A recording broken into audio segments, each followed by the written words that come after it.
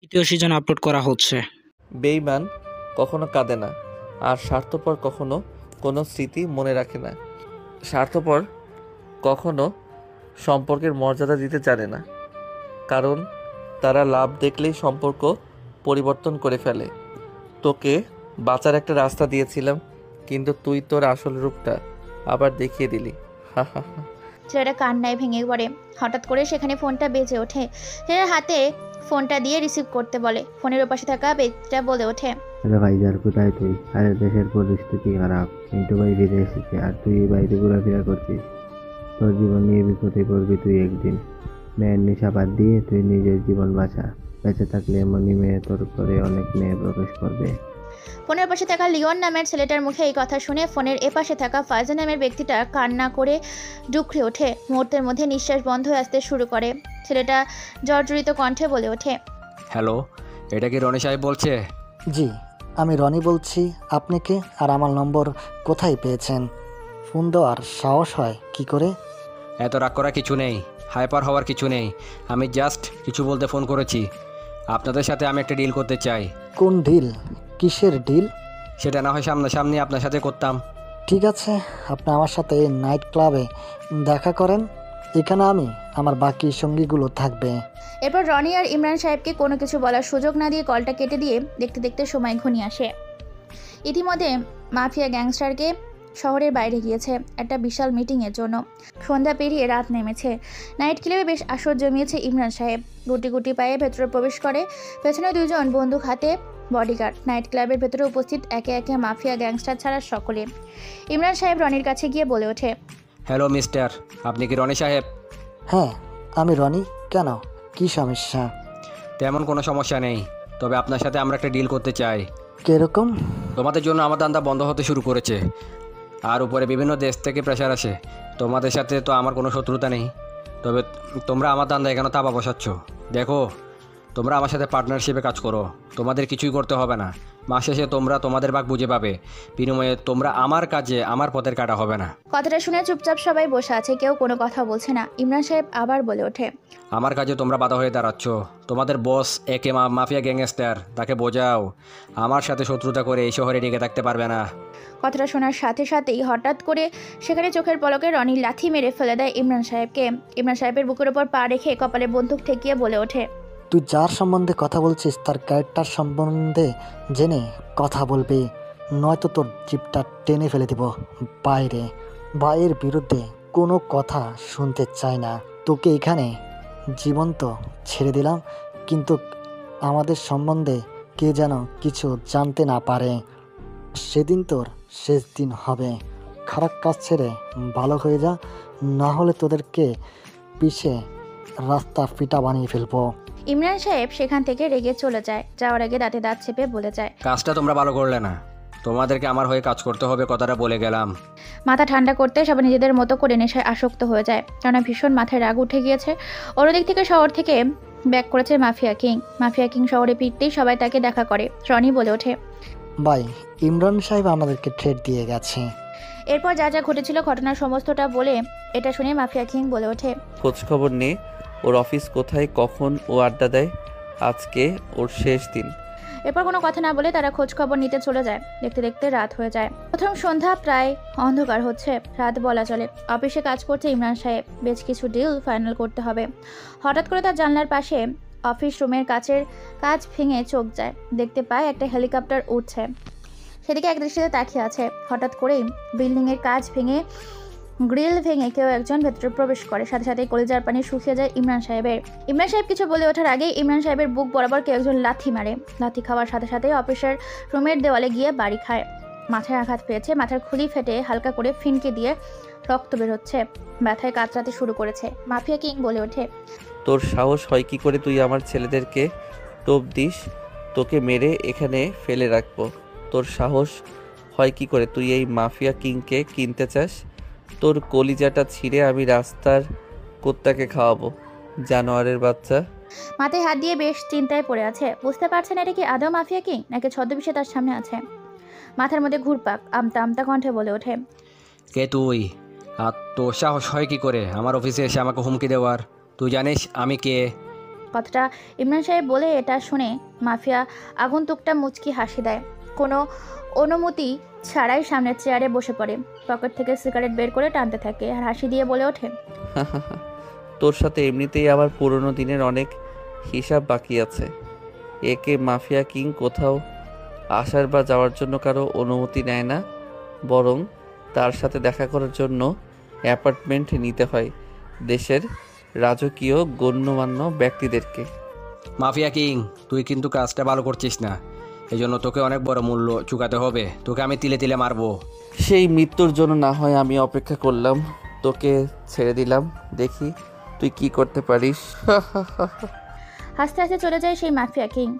যে দিক দিয়ে এসেছিল সেই দিক দিয়ে হেলিকপ্টারে প্রবেশ করে, আবারও আকাশে উড়াল দেয়। মিলিয়ে যায় অন্ধকার রাতের আধারে। ইমরান সাহেব যেন প্রাণ ফিরে পেল। বুক এখনও ধুকপুক ধুকপুক করছে। ভয় আর আতঙ্কে এখনও নিজের চোখকে বিশ্বাস করতে পারছে না যে তার সামনে বড়সড় মৃত্যু দাঁড়িয়েছিল। এই ঘটনার পর তার রাতের ঘুম উড়ে যায়। সে দ্রুত ফোন করে একজন গ্যাংস্টারকে, যার সাথে তার পার্টনারশিপের কাজ করে, বলে ওঠে, হ্যালো, আমাকে হুমকি দিতে এসেছিল মাফিয়া কিং, তবে তার চেহারা আমি দেখতে পাইনি। সে বহুরূপে ছিল। তার কথা থেকে বুঝতে পারলাম সে খুব ভয়ঙ্কর মানুষ, নিজের স্বার্থের জন্য সব কিছু করতে পারে। ওই পাশে থাকা ব্যক্তিটা কিছু না বলে মুচকে একটা হাসি দিয়ে কলটা কেটে দেয়। ইমরান সাহেব চিন্তায় পড়ে যান কি করে ধ্বংস করবে মাফিয়া কিং এর সাম্রাজ্য। পরিকল্পনা করতে থাকে কি করে কি করবে। অন্যদিকে মাফিয়া কিং তিলে তিলে আরও আতঙ্ক ও ভয় সৃষ্টি করে পৃথিবীর বুকে বিভিন্ন দেশে। এক একটা দেশে এক এক রাজ্যে এক এক সিংহাসন তৈরি করে, যেখানে বিভিন্ন দায়িত্ব বিভিন্ন জনকে দেখছে। সেখানেই থাকাকালীন দেশে কোনো অন্যায় হতো না, অবিচার হতো না। সেখান থেকেই শুরু করতো, যেখানেই কোর্টের বিচার দিয়ে রায় ঘোষণা করা হতো, নির্দোষ মানুষকে বিচার পেত না, সেখান থেকেই শুরু করতো। সেই আদালতে যারা আদালতে, সে নিজের জজ, নিজেই ম্যাজিস্ট্রেট, নিজেই পুলিশ, নিজেই উকিল, নিজেই সকল কিছু। তাকে রায়ের ওপর কেউ কথা বলতে পারে না, তার কথাই শেষ কথা। কলেজে শুরু হয়েছে ছাত্রছাত্রীরা আনাগোনা। কলেজের বিভিন্ন প্রতিষ্ঠান রয়েছে মাফিয়া কিংয়ের ছেলেপুলে। কোথাও কোনো অবিচার হলে দ্রুত সেখানে সমস্যার সমাধান করে মাফিয়া গ্যাংয়ের ছেলেপুলে। সিটি কর্পোরেশনের মেয়র একজন প্রভাবশালী ব্যক্তি। দুর্নীতিতে ভরা তার পুরো রাজনীতি। এখন ব্যবসার থেকেও রাজনীতির বেশি টাকায় যে করেছে রাজনীতি, সে হচ্ছে কোটিপতি। তাই তো এই দেশে শিক্ষার থেকেও রাজনীতিতে সকলের ইচ্ছে গুরুত্ব বেশি, কারণ 5 বছরের কামানো যাবে 500 কোটি টাকা। একবার যদি সরকার হয়ে যায় তাহলে টাকা হবে কোটি কোটি। এই ভেবে সবাই এখন পরিশ্রম ছেড়ে পাতি নেতা হয়ে রাজনীতিতে যোগ দিচ্ছে। নেতামি তুলছে, চাঁদা হচ্ছে, বড়লোক করছে। পরিশ্রম। মেয়র তার পাওয়ার এবং রাজনীতির ক্ষমতা সব জায়গায় খাটাচ্ছে। তার ছেলে ভার্সিটি পড়ালেখা করে হঠাৎ করে একটা মেয়ের ইজ্জতে হাত দেয় মেয়রের ছেলে রিফাত। ভার্সিটির সকলের সামনে আরিয়া নামের একটা মেয়ের ওড়না ধরে টান দেয়, সাথে সাথে মেয়েটার রিফাতকে থাপ্পড় দেয়। থাপ্পড় খেয়ে বলে ওঠে, তোর সাহস হয় কি করে তুই আমাকে থাপ্পড় দিস? তুই জানিস আমার বাবা এই শহরের মেয়র। তোকে চাইলে আমি আমার রক্ষিতা বানাতে পারি, প্রত্যেক রাতের ভোগের পণ্য বানাতে পারি। তোকে আমি প্রকাশ্যে ধর্ষণ করব। কথাটা বলে টানতে টানতে নিয়ে যায় রিফাত আরিয়া নামের মেয়েটাকে। আরিয়ান নামের মেয়েটা বলে ওঠে, ছাড় বলছি, ছাড় আমাকে। শয়তান, তোর সাথে আমি কিছুতে যাব না। প্লিজ আমাকে ছেড়ে দে। আমার সতীত্ব হরণ করিস না। আমি পবিত্র, তুই আমাকে নোংরা করিস না। আমি বেঁচে থাকতে পারবো না। এখন তো শুধু আমি না, আমার দলে ছেলে পেলেও তোকে ভোগ করবে। প্লিজ আমাকে ছেড়ে দে, এমন করিস না। দয়া করে আমাকে ছেড়ে দে, তোর পায়ে পড়ছি। কোনো কথা না শুনে রিফাত মেয়েটাকে টানতে টানতে সাদার একটি ছোট্ট রুমে নিয়ে যায়। তারপর সেখানে মেয়েটা রুমের ভিতর ঢুকিয়ে শরীরের থেকে সমস্ত কিছু ছিনিয়ে নেয়। এরপর মেয়েটাকে সেখানে ফেলে সকলে একে একে ধর্ষণ করতে থাকে। মেয়েটা এতজনের অত্যাচার সহ্য করতে না পেরে চিৎকার করতে থাকে। তার চিৎকার ভার্সিটির সবাই সেদিকে এগিয়ে আসতে থাকে। কেউ ভয়ে সামনে যেতে পারে না। মেয়েটার চিৎকার যেন সকলের চোখের পানি চলে আসে। ধীরে সেখানে এগিয়ে যেতে থাকে। মেয়েটা একজনের অত্যাচার সহ্য করতে না পেরে রক্তক্ষরণ হওয়া শুরু করে, সেখানেই মারা যায়। অন্যদিক থেকে ভার্সিটিতে প্রবেশ করছিল নাহিদ, রনি, রাশেদ, আরও বেশ কয়েকজন ভার্সিটিতে। এরকম পরিস্থিতি দেখে তারা সেদিকে যায়।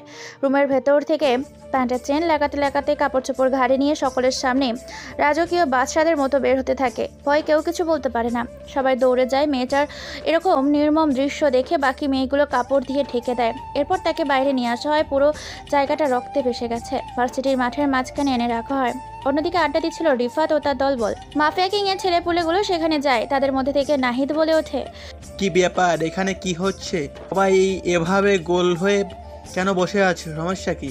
নাহিদ সহ সবাই সামনে যায়। তারপর মেয়েটার মুখ থেকে কাপড় সরাতেই চমকে যায়।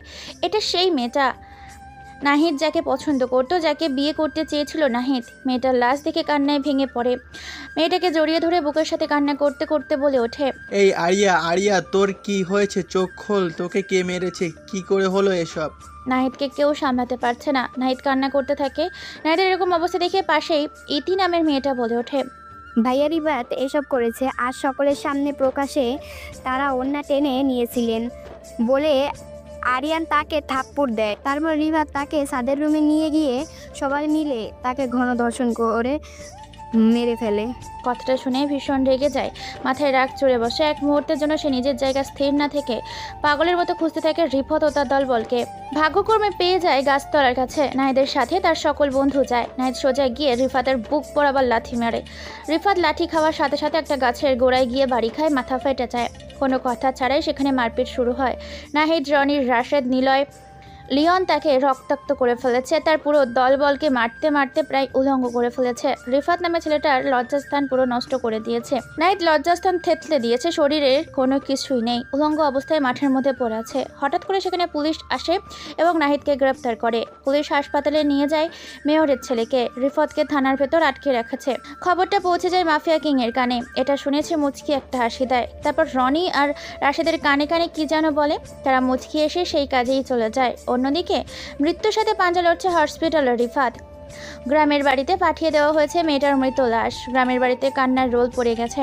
আত্মীয় স্বজনগুলো ভেঙে পড়েছে। বাবা মার বুক ফেটে যেন হৃদয়ের রক্তক্ষরণ হচ্ছে। সুন্দর তাজা যুবতী একটা মেয়ের প্রাণ ঝরে গেল কিছু মাস্তান। থানার ভেতর প্রায় একসাথে প্রবেশ করে 4-5টা গাড়ি। মেয়রকে দেখে পুলিশ অফিসার স্যালুট দিয়ে বলে ওঠে, স্যার আপনি আসতে গেলেন কেন? আমি তো ছিলাম নাকি? ফোন করলেই সব কাজ হয়ে যেত। মেয়র পুলিশ অফিসারের ইউনিফর্ম চেপে ধরে বলে ওঠে, কুত্তার বাচ্চা, তো সাহস হয় কি করে? তুই ওকে থানার ভেতরে আটকে রেখেছিস, অথচ এখনও তার গায়ে কেউ হাত দেয়নি। ও নিজের পায়ে এখনও কিভাবে দাঁড়িয়ে আছে। ওর এমন অবস্থা করবি যেন লোহার পা দিয়ে তার পা তৈরি করে দিলেও যেন দাঁড়িয়ে না থাকতে পারি। কিন্তু স্যার। আরে শালা বাইনচোদ, তুই যদি মারতে না পারিস আমার ছেলেদেরকে ভিতরে ঢুকিয়ে দে, 2 মিনিটে ওকে শেষ করে দেবে। থানার ভেতরে ওকে মাটি চাপা দিয়ে দেব। পুলিশ অফিসার ভয় পেয়ে যায়, কি করবে বুঝতে পারে না। দ্রুত কনস্টেবলকে ইশারা দেয়, নাহিদকে থানার ভেতর থেকে বেঁধে ফেলে। বাইরে মেয়র সবটাই দেখছে আর থানার টেবিলের ওপর বসে পায়ের ওপর পা রেখে সিগারেট টানছে। পুলিশ অফিসার যখনই নাহিদের শরীরে লাঠিচার্জ করতে যাবে এমন সময় বাইরে বিকট আওয়াজে শব্দ দূষণ হয়। পরপর বেশ কয়েকটা গাড়ি থানার বাইরে এসে থামে। দৌড়াতে দৌড়াতে একজন মহিলা কনস্টেবল আসে। কনস্টেবল এসে হাঁপাতে হাঁপাতে বলে ওঠে, স্যার, স্যার বাইরে অনেকগুলো গাড়ি এসেছে, অনেক ছেলেপিলে অস্ত্র হাতে থানার ভেতরে প্রবেশ করছে স্যার। এই কথা শুনে মেয়র সহ পুলিশ অফিসার, কনস্টেবল সবাই চমকে যায়। হুড়মুড় করে সবাই বাইরে চলে আসে।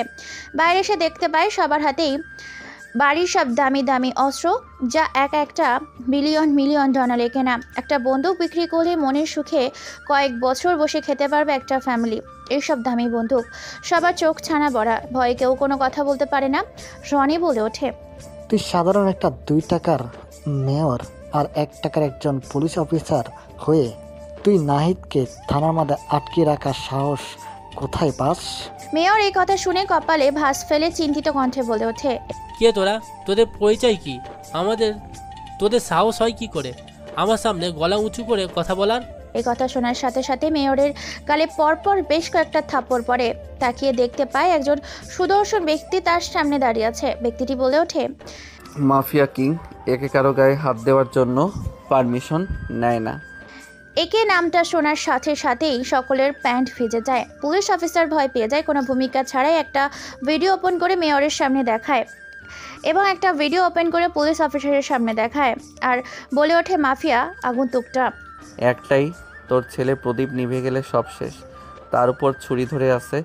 কতজন ছেলে দেখেছিস? তোর একটা ভুল সিদ্ধান্তে মাথাটা আলাদা হয়ে যাবে শরীর থেকে। আর তুই পুলিশ অফিসার হয়ে অসৎ কাজ করিস। তোর বউয়ের আশেপাশে দেখ কতজন ছেলে পেলে দাঁড়িয়ে আছে। সবাই একসাথে তোর বউটাকে ধরলে শরীরে কোনো মাংস খুঁজে পাবি না। কি বলবে বুঝতে পারে না।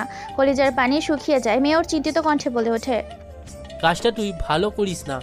মাফিয়া কিংয়ের পরিণতি খুব খারাপ হবে। আমার একটা কলে তোকে 14 শিকের ভাত খেতে হবে। তাই বলছি আমার ছেলেকে ছেড়ে দে। হ্যাঁ ছেড়ে দেব, তবে চিরতরে দিয়ে দিব। ভেতর থেকে নাহিদকে বের করে নিয়ে আয়। পুলিশ অফিসার এক মুহূর্ত দেরি না করে দৌড়ে গিয়ে জেলখানার লকার থেকে বের করে আনে নাহিদকে। নাহিদ মাফিয়া কিং সহ সকলকে জড়িয়ে ধরে। এখনও তার মাথায় রক্ত চড়ে আছে। নাহিদ বলে ওঠে, এই কুত্তার বাচ্চাটা যেন বেঁচে না থাকে, ও আমার আরিয়াকে মেরেছে। কথাটা বলার সাথে সাথেই গলায় একটা ধারালো চড়িয়ে দেয়। সাথে সাথেই গলা দিয়ে ফিনকি কেটে রক্ত বের হতে থাকে। ছটপট করতে করতে ঠিক সেইখানেই রক্তমাক্ত শরীরটা নিয়ে সেখানে থেকে বেরিয়ে যায় মেয়র। নিজের চোখের সামনে নিজের ছেলের গলা কাটা দেহ দেখে যেন স্ট্রোক করে পড়ে যায়। মাফিয়া কিং বলে ওঠে, পরের বার যদি তোকে কোনো অন্যায় করতে দেখেছি তাহলে তো সুন্দরী বউকে আমার ছেলেরা ডিনার করে খাবে। কোনো কথা ছাড়াই সেখান থেকে বেরিয়ে যায় মাফিয়া কিং তার পুরো দল। এদিকে এখনো হতবাক দৃষ্টিতে তাকিয়ে আছে পুলিশ অফিসার। এরপর কারো ডাকে হুঁশ ফিরে দ্রুত হাসপাতালে নিয়ে যায় মেয়রকে এবং চিকিৎসা দিতে থাকে। দেখতে দেখতে বেশ কিছু দিন কেটে যায়। মেয়র প্যারালাইজড হয়ে গিয়েছে। অন্যদিকে প্রতিশোধ নেওয়ার জন্য এবং ধ্বংস করার জন্য উঠে পড়ে লেগেছে ইমরান। নাইট ক্লাবে আড্ডা শেষ করে বাড়ির পথে ফিরছে রনি রাশেদ। হঠাৎ করে তাদের সামনে একটি গাড়ি আলো জ্বলে ওঠে। তারা মোটরসাইকেল ব্রেক করে। ঘরের ভেতর থেকে একজন মধ্যবয়স্ক ব্যক্তি বেরিয়ে আসে। তাদের সামনে এসে দাঁড়াতেই বলে ওঠে, তোমাদের সাথে আবার দেখা করতে চলে এলাম। দেখো, প্রত্যেক মানুষের স্বাধীনতা চাই। স্বাধীন পাখি হয়ে বেঁচে থাকার মতো নিজের সাম্রাজ্য তৈরি করা উচিত। তোমরা যার হয়ে কাজ করো তার নাম শুনে পৃথিবীর বুকে থাকা কয়েক বিশ্বের পাওয়ারফুল দেশগুলো কেঁপে ওঠে, কিন্তু তোমাদের কেউ পাত্তাই দেয় না।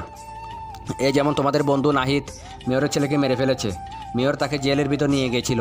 যদি মাফিয়া কিং সেখানে না যেত তবে তোমাদের বন্ধুদের বাঁচানো যেত না। যদি সে নিজে মাফিয়া কিং হতো তবে পুলিশ কেন, মেয়র নিজেই নিজের গলায় ছুরি চালিয়ে দিত। সিদ্ধান্ত তোমাদের নিজের। ওই মাফিয়া কিংয়ের মতো পাওয়ারফুল হবে, নিজের নাম নিজের সুনাম চারদিকে ছড়িয়ে দিবে, নাকি মাফিয়া কিংয়ের গোলামি করে সারাটা জীবন দিয়ে দিবে? এই কথা শুনে রনি আর রাশেদ ভাবতে থাকে। ইমরান সাহেব আরও কিছু বলতে থাকে।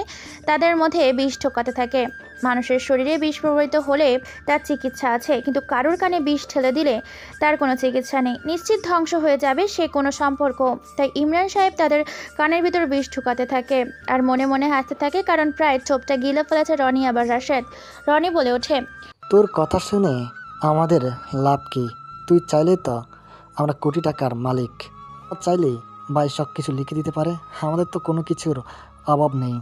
ইমরান মুচকি হাসে। মুচকি এসে বলে ওঠে, দেখো, তোমরা চাইলে দিবে, কিন্তু তোমাদেরকে চাইতে হবে। যখন তোমাদের নিজেদের পাওয়ার থাকবে, নিজের টাকা থাকবে, তখন তোমাদের কারো কাছে কৈফিয়ত দিতে হবে না। তোমাদের কোটি কোটি টাকা দেবো। তোমরা যদি আমার সাথে পার্টনারশিপে কাজ করো, রাতারাতি কোটিপতি হয়ে যাবে। টাকার উপর ঘুমিয়ে থাকবে। নিজস্ব পাওয়ার, নিজস্ব ক্ষমতায় সব জায়গায় তোমরা ঘুরতে পারবে। কতদিন আর ওই মাফিয়া কিং একের আন্ডারে কাজ করবে? এই কথা শুনে রাশেদ আর রনি একে অপরের দিকে তাকায়। রাশেদ নামে ছেলেটা বলে ওঠে। রাশেদের মুখে এরকম কথা শুনে ঠোঁটের নিচে এক চিলতে হাসি ফুটে ওঠে ইমরান হোসেনের। দেখো, পৃথিবীতে টিকে থাকতে হলে বিশ্বাসঘাতকতা করতে হবে। যেমন তুমি একটা ভাঙ্গা বাড়িতে আছো, সেই বাড়িটা যদি তুমি নতুন করে মেরামত না করো, নতুন বাড়ি কোনোদিন তুমি তৈরি করতে পারবে না। ঠিক তেমনই তোমরা যদি একে মাফিয়া গ্যাংস্টারের সাথে সারা জীবন গোলামি করো, তোমরা কোনোদিন চাকর থেকে মালিক হতে পারবে না। তাই মালিক হতে গেলে নিজেকে পরিশ্রম করতে হবে। আরে মাফিয়া জগতে কেউ কাউকে জায়গা করে দেয় না, নিজের জায়গা নিজেকে তৈরি করে নিতে হয়। এখানে বিশ্বাসের কোনো মূল্য নেই জানো, কারণ তুমি যাকে সবথেকে বেশি বিশ্বাস করবে সেই মানুষটাই সবচেয়ে ধোঁকাটা দেবে তোমাকে। কথাটা বলে ইমরান হোসেন নিকোটিনের ধোঁয়াগুলো আকাশের দিকে উড়িয়ে দেয়। আর এক ভলাক্লান্ত কালো আকাশে মেঘের আসর বসেছে। সেই মেঘের ভেতর থেকে কারো কান্না কণ্ঠে মনের হৃৎপিণ্ড ছিন্ন। এক বুক হতাশা বেরিয়ে আসে। প্রকাশ করছে না, খুব কষ্ট করে নিজের মধ্যে আটকে রেখেছে। পৃথিবীর প্রত্যেকটা মানুষের একটা দুর্বলতা থাকে। সেই দুর্বলতা পরিবার, নয়তো টাকা, নয়তো প্রিয় একটা ভালোবাসার মানুষ। একটা মানুষ এখন খারাপ হয় যখন টাকার কাছে হেরে যায়। প্রিয় মানুষটা শুধুমাত্র কয়েকটা টাকার বিনিময়ে ছেড়ে যায় ভালোবাসাকে মাটি চাপা দিয়ে অন্য কোনো এক ব্যক্তির সাথে। তখন একটা পুরুষ টাকার কাছে হেরে গিয়ে নিজেকেও বিক্রি করে দিতে দুইবার ভাববে না। হয়তো ইমরান সাহেবের সাথে ঠিক তেমনই কিছু একটা ঘটেছে। হয়তো তিনি আজকের মানুষ নয়, বরং টাকাকে নিজের জীবন সঙ্গী করে ফেলেছে।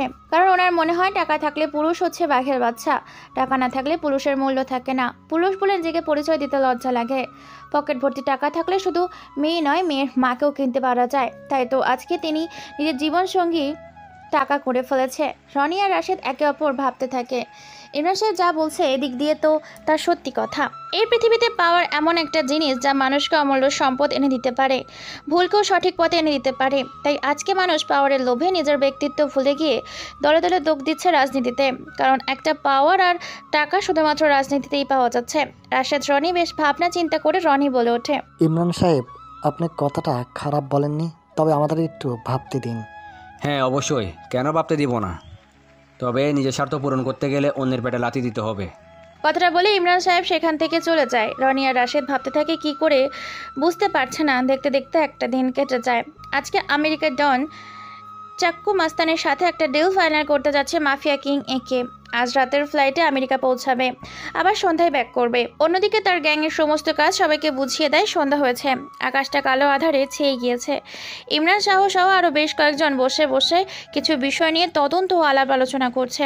উপস্থিত আছে বেশ কিছু রাজনৈতিক ব্যক্তি সহ কয়েকজন মাফিয়া রাজ্যের রাজা, নাম না জানা অনেক আন্ডারওয়ার্ল্ডে রুকিয়ে থাকা হয় না। উড়াল দিয়েছে প্রাইভেট হেলিকপ্টার করে আমেরিকার উদ্দেশ্যে একাই। অন্যদিকে ভাবতে থাকে রাশেদ আর রনি। তাদের মধ্যে ভাবনার এক চিন্তা ফুটে ওঠে। ইমরান সাহেব তাদের শরীরে বিষ না দিয়ে তাদের কানের ভিতর বিষ ঢেলে দিয়েছে, কারণ ইমরান সাহেবের কথাগুলো বারবার তাদের মস্তিষ্ক দিয়ে আঘাত করছে। এমন সময় রনি বলে ওঠে, রাশেদ, এখন কি করবি বল? ইমরান সাহেব কিন্তু কথাটা ঠিক বলেছে। দেখ, পুরো শহরে আমাদের কেউ ভয় করে না, শুধু বায়াককে সবাই ভয় করে। আমাদের নিজস্ব কোনো পাওয়ার নেই। যদি আমাদের নিজস্ব কোনো পাওয়ার থাকতো তাহলে নাইটকে তুলে নিয়ে যেত না ওরা। সবাইকে ডাক, আজকে একটা ফাইনাল ডিসিশন হবে। আমরা নিজেরাই রাজত্ব করব, আর বাইরের আন্ডারে কাজ করব না। এরপর রাশেদ সবাইকে ডাকে। সবাই এসেছে সেখানে। উপস্থিত রনি আর রাশেদ সবার দিকে একবার তাকায়। তারপর রাশেদ বলে ওঠে, তোরা পাগল হয়েছিস? এটা কি বলছিস তোরা? ভাই যদি জানতে পারে তো আমাদের কচুকাটা করে মেরে ফেলবে। এটা শুনে রাশেদ আর রানি হেসে ওঠে। রনি হেসে বলে ওঠে, যদি আমরা ভাইকে মেরে ফেলি? এই কথা শুনে সবাই হাঁ করে তাকিয়ে আছে একে অপরের দিকে। সবাই তাকাচ্ছে, কলেজের মধ্যে উথাল পাতাল শুরু হয়েছে। এমন সময় সাগর বলে ওঠে, আমি কোনো দিন ভাইয়ের সাথে বিশ্বাসঘাতকতা করতে পারবো না। আমি যা নুন খাই তার জন্য আমি গুণও গাই, তাই আমার দ্বারা ভাইয়ের সাথে বিশ্বাসঘাতকতা হবে না। আর আমি ভাইকে বলে দেবো যে তোরা ইমরান সাহেবের সাথে হাত মিলিয়েছিলিস। দেখ সাগর, পাগলামি করিস না। তোকে দেশের বড় একটা দায়িত্ব দিয়ে দিব। তোর নিজস্ব কোটি কোটি টাকা থাকবে, ভেবে দেখ। সবাই রাজি, তুই কেন রাজি হবি না? রনি ও রাশেদের প্রস্তাবে সবাই মোটামুটি রাজি হয়ে গিয়েছে, কারণ লোভ মানুষকে ধ্বংস করে দেয়, লোভ মানুষকে অন্ধ করে দেয়। লোভের বংশবর্তী হয়ে তারা বিশ্বাসঘাতকতা করতে থাকে আপন ভাইয়ের মতো একজন ভাইয়ের সাথে, যে ছোট থেকে রাস্তা থেকে আবর্জনার ময়লা ডাস্টবিন থেকে কুড়িয়ে এনে বড় করেছিল তাদের। আজকের পেছন থেকে ছুরির আঘাত করবে সেই মানুষটার পিঠে। সাগর আবার বলে ওঠে, তোরা ভাইয়ের সাথে বিশ্বাসঘাতকতা করবি, তার আগে আমার লাশের ওপর দিয়ে তোদের যেতে হবে। তারপর সাগর আর সেখানে কোনো কথা না বলে চলে যায় অন্যদিকে। সবাই মিলে ভাবতে থাকে কি করবে, কারণ সাগর তো বিশ্বাসঘাতকতা করবে না বলে দিয়েছে, ভাইয়ের সাথে থেকে যাবে। নাহিদ বলে ওঠে, প্রয়োজনে সাগরকেও মেরে ফেলতে হবে, কারণ সাগর বেঁচে থাকলে কোনোদিন আমরা আমাদের লক্ষ্যে পৌঁছাতে পারবো না। রনি আর এক মুহূর্ত দেরি না করে ফোন করে ইমরান সাহেবকে। ইমরান সাহেব মিটিং রুমে কথা বলছিল। রনির কল পাওয়ার সাথে সাথে ফোনটা রিসিভ করে আর বলে ওঠে, রনি, মিস্টার ইমরান সাহেব, আমরা আপনার প্রস্তাবে রাজি আছি। ওই সত্য একটাই, আমরা আমাদের মতো কাজ করব, কারো আন্ডারে কাজ করব না। হ্যাঁ, আমি তো এটাই চাই। এটা তো ভালো কথা। আপনারা সবাই রাজি তো? একজন বাজে সবাই রাজি। সাগর কোনোভাবে বেইমানি করতে পারবে না। ও বাইকে সব বলে দিবে বলেছে। তাহলে ওকে বাঁচিয়ে রাখার আর দরকার নাই, মেরে বালে চাপা দিয়ে দাও। ভাই আমেরিকা গেছে, তাই কি করব বুঝতে পারছি না। এই কথা শুনে ইমরান হেসে ওঠে আর বলে ওঠে, এ তো আমাদের জন্য আরও রাস্তা ক্লিয়ার। ওই মাফিয়াটা শহরে আসার আগেই আমরা সাগরকে মেরে একটা খোলামেলা পরিত্যক্ত স্থানে রেখে দেব। তোমাদের মধ্যে থেকে কেউ একজন আমার নাম করে বলবা আমি সবাইকে মেরে সাগরকে তুলে নিয়ে গেছি। একটা প্ল্যান করতে হবে, প্ল্যান মোতাবেক সব কিছু করলে সব হয়ে যাবে। যখন তোমরা এই কথাটা বলবা তখন সে পাগলা কুত্তা হয়ে যাবে। তোমরা হালকা রক্তাক্ত শরীর নিয়ে থাকবে, তোমাদের রক্তাক্ত শরীর দেখে সে পাগল হয়ে যাবে। সাগরকে বাঁচানোর জন্য সে চলে আসবে আমাদের দেওয়া ঠিকানায়। সেখানে আগে থেকে তার মৃত্যুর ফাঁদ আমরা তৈরি করে রাখবো।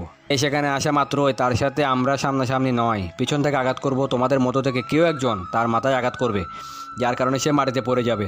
তৃতীয়জন তার বুকে গুলি করবে, তৃতীয়জন তার পেছন থেকে বুক বাড়াবো, ছুরি ঢুকিয়ে দেবে। তারপর সবাই আমরা সামনে চলে আসবো, ততক্ষণ সে নিস্তেজ হয়ে যাবে। প্ল্যান মোতাবেক কাজ করলে ওর মতো 10 জন কেন 100 জন মাফিয়াকে মাটিতে জীবন্ত দাফন করে দেওয়া যাবে। কলটা লাউড স্পিকারে ছিল, সবাই এই কথা শুনছে। রাশেদ বলে ওঠে। কথাটা বলে সবাই হেসে ওঠে, তারপর কলটা কেটে দেয় ইমরান সাহেব। এটা শুনে মুচকি একটা হাসি দেয় আর বলে ওঠে, শুধু শিকার করার জন্য ফাঁদ তৈরি করলে হবে না, শিকার ফেলার জন্য গোলকদাতা তৈরি করতে হবে। আঙ্গুল বাঁকা না হলে কাটা দিয়ে কাটা তুলতে হবে। কথায় আছে না, ইতিহাস গেড়ে দেখলে দেখতে পাওয়া যায় প্রিয়জন আপনজন কাছের মানুষেরাই পিছন থেকে শরীরে আঘাত করেছে। আর ঠিক মাফিয়া কিং তোর সাথে এটাই হতে চলেছে। কথাটা বলে হেসে ওঠেন ইমরান সাহেব। এরপর দেখতে দেখতে মিটিং শেষ করে রাত পার হয়। রাত শেষে দিনের অনেক জায়গায় মিশন চলিয়েছে, শুরু করে দিয়েছে ইমরান সাহেব তার খেলা। সব জায়গায় লোক ফিট করে রেখেছে। আজকেই সন্ধ্যা হবে একজন মাফিয়া কিংয়ের শেষ বিদায়। খুশিতে আনন্দে মেতে উঠেছে ইমরান সাহেবের মন। সবেমাত্র হেলিকপ্টার থেকে নিজের বাংলা বাড়িতে প্রবেশ করেছে মাফিয়া কিং। একে পুরো বাড়ি অন্ধকার, বুঝতে পারছে না কি হচ্ছে তার সাথে। হঠাৎ করে ঠিক সেই সময় এইভাবেই অন্ধকার বাড়ি দেখে চিন্তা হয়। তারপর বুকে সাহস করে কপালে চিন্তার ভাঁজ রেখে এগিয়ে চলেছে। হঠাৎ করে হুমড়ি খেয়ে পড়ে যায় মাফিয়া কিং। পকেট থেকে আইফোন বের করে ফোনের বাতি জ্বালিয়ে সামনে তাকাতেই চমকে যায়, কেননা রক্তে পিছলে তাকিয়ে দেখতে পায় একটা বডিগার্ড। বডিটা নিস্তব্ধ, কোনো মানুষ নেই। সুইচ দেওয়ার সাথে সাথেই বাড়িতে থাকা সমস্ত বাতি একসাথে জ্বলে ওঠে। অন্ধকার কেটে আলোর এক রেশ ফুটে ওঠে পুরো অন্ধকার একটা বাড়িতে। পুরো বাড়িতে এলোমেলো অগোছালো হয়ে পড়েছে।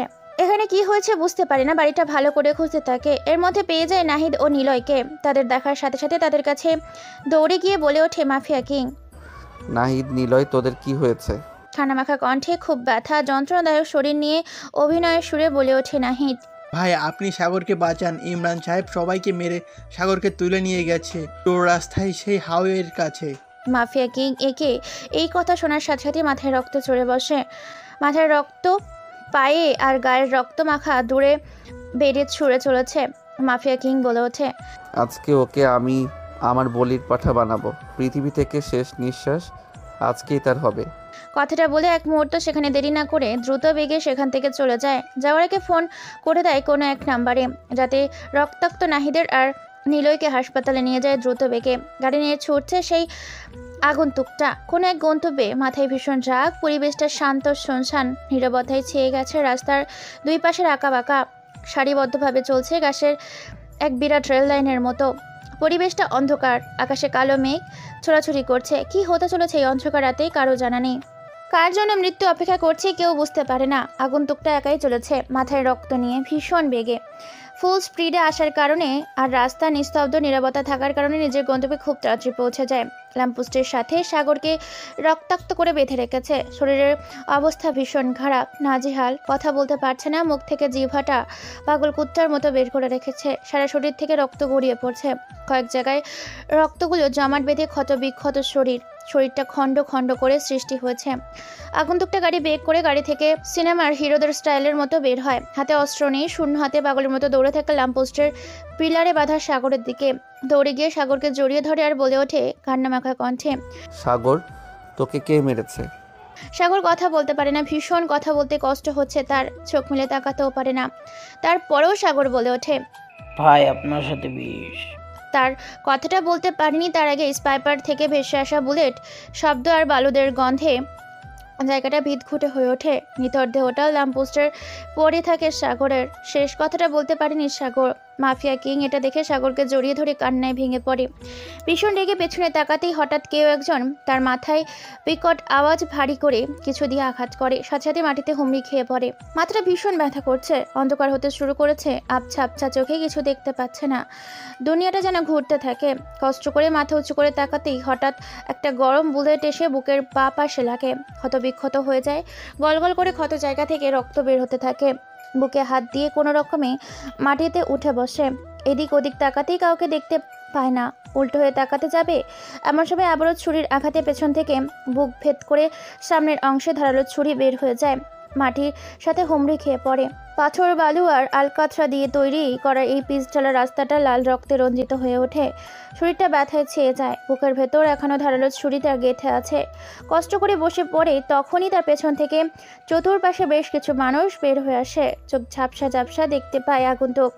হঠাৎ করে চতুর্পাশ থেকে গাড়ির আলো চোখের সামনে এসে পড়ে। চোখে ঝাপসা সরে গিয়েছে, আলো চোখে পুরনো সেই প্রিয় মানুষগুলোর মুখমণ্ডলগুলো ভেসে ওঠে, যাদের মুখে হাসে। ইমরান সাহেব হেসে বলে ওঠে, কী রে, তোকে বলেছিলাম না যে তোর প্রিয়জন আপনজনদের হাতে তোকে মারবো, আর দেখ তোর আপনজনরাই তোকে প্রথমে আঘাত করেছে, তাদের আঘাতেই তুই ক্ষত বিক্ষত হয়ে গেছিস। হঠাৎ আক্রমণে ক্লান্ত হয়ে উঠেছে, ব্যথায় শরীরটা জর্জরিত, মুখ দিয়ে লাল রক্ত বের হয়ে গিয়েছে, বুকের মাঝখান থেকে রক্ত গড়িয়ে পড়ছে। ওটাকে কিছুই করতে পারেনি, কিন্তু প্রিয় মানুষগুলো নিজের হাতে তাকে আঘাত করেছে শুনে হৃদয়টা ক্ষত বিক্ষত সৃষ্টি হচ্ছে। মুখ দিয়ে তেমন কথা বের হয় না। ইমরান সাহেব আবারও হেসে বলে ওঠে, কাটা দিয়ে কাটা তুললাম, তোকে রাস্তা থেকে সরানোর জন্য তোর প্রিয়জনদেরকে আমি আমার আপন করে নিয়েছি। এখন থেকে তোকে মরতে হবে মাফিয়া কিং, তোর জন্য আমার তিলে তিলে তৈরি করে সাম্রাজ্য হয়ে গেছে। কথাটা বলে হাসতে থাকে ইমরান সাহেব, মুখে একটা সিগারেট জ্বালায়। জ্বলন্ত সিগারেটে মনের সুখে ধোঁয়া উড়াতে থাকে একটা দমকা হাওয়ায় মৃদু বাতাসের মাঝে। এটা দেখে ব্যথায় কাতর হয়ে থাকা সেই মাফিয়া কিং হাসতে থাকে। হাসতে দেখে শুধু অবাক নয়, বরং মনে হচ্ছে হৃদয়ে ভয়ঙ্কর এক আতঙ্ক সৃষ্টি করেছে। যেখানে মৃত্যু তার নিশ্চিত, সেখানে মৃত্যুর মুখে দাঁড়িয়ে তার হাসি কি করে ফুটে ওঠে কেউ বুঝতে পারে না। সবার মনে হৃদয় ভয় আর আতঙ্ক। আগন্তুক বলে ওঠে, তোদের হাতে অল্প সময় আছে, হয় আমাকে মেরে ফেল, আর না হয় তোরা মরার জন্য তৈরি হ। কথাটা বলার সাথে সাথেই আবার একটা ধারালো ছুরি বুকের পাঁজর ভেদ করে বের হয়ে আসে। দুইটা ধারালো ছুরি ওফর হয়ে যায়। সামনে চলে আসে পেছনে আঘাত করা সেই ব্যক্তিটাকে দিকে তাকিয়ে বিস্ময় চোখে তাকিয়ে আছে মিন্টু, কেননা স্বয়ং নাহিদ তার সামনে দাঁড়িয়ে আছে নিলয়। মিন্টু বুঝে গিয়েছে তার মানে এটা তাকে মারার জন্য প্রোগ্রাম করা হয়েছিল। সবাইকে হাত করে নিয়েছে ইমরান সাহেব, বিশ্বাসঘাতকতা করেছে তার সাথে। সে বুঝে গিয়েছে, এটা ভেবেই ভাগুলের মতো হাসতে থাকে। বিশ্বাসঘাতকতা আমার সাথে? বিশ্বাসঘাতকতা? চোখের পানি, শরীরের রক্ত, ঠোঁটের নিচে মুচকি হাসি। তো চোখে জল পড়লেও জ্বলন্ত এক আগুন হিংস্র বাঘের প্রতিশ্রুতি ফুটে ওঠে। সকলে ভয় পেয়ে গিয়েছে। রনি বলে ওঠে, ইমরান সাহেব, আগুন নিয়ে খেলা ভালো না। আগুন এমন একটা জিনিস, একটু দমকা হাওয়া পাইলেই চতুর্দিকে ছড়িয়ে পড়বে, তাই আগুন নিভিয়ে ফেলা উচিত। সরি ভাই, আমাদের মাফ করে দিও, আমরা আমাদের সঙ্গীর সাগরকে মেরে ফেলেছি। এক এক করে সকলেই মাপ চায়। ওদের কথা শুনে ঠোঁটের নিচে শুধু মুচকি হাসি দেয়। বারবার নিজের গালে চাপড়াতে থাকে, কেননা ইতিহাসে ঘেটে দেখলে সত্যিই পাওয়া যাবে যে বিশ্বাসঘাতক আর শত্রু দূরের কেউ নয়, খুব কাছের মানুষই হয়। আর এটা একজন বিশ্বাসঘাতক প্রমাণ করে দিয়েছে। হঠাৎ করে পরপর বেশ কয়েকটা গরম বুলেট এসে ছিদ্রবিদ্ধ করে দেয় মাফিয়া কিংয়ের শরীরটা, মাটিতে তেল ধুটিয়ে পড়ে। ইমরান সাহেব মাফিয়া কিং মিন্টুর বুকের উপর পা রেখে মুচকি এসে বলে ওঠে, সরি তোকে এমনভাবে মারার জন্য, কিন্তু তুই এই জন্মে আমার কোনো কিছুই করতে পারলি না। তবে পরের জন্ম যেন তোর সাথে আর দেখা না হয়, এটাই দোয়া করি। টাটা, বাই বাই, উপরে ভালো থাকিস। কথাটা বলে বুকের ওপর আরও 3টা বুলেট চালায়। নিথর দেহটা মাটিতে রাস্তার ওপর পড়ে থাকে, হাত পাগুলো ছোটাছুটি করে। তারপর সবাই একে একে সেখান থেকে চলে যায়। ধীরে ধীরে বৃষ্টি পড়ছে, আকাশটা বিদ্যুৎ চমকাচ্ছে, প্লাস বিকট আওয়াজের শব্দ দূষণ হচ্ছে। সেদিক দিয়ে রাত প্রায় শেষের দিকে একটা প্রাইভেট গাড়ি যাচ্ছিল নিজ গন্তব্যের উদ্দেশ্যে। হঠাৎ করে তাদের চোখ যায় রাস্তায় রক্তাক্ত অবস্থায় পড়ে থাকা সেই ব্যক্তির দিকে।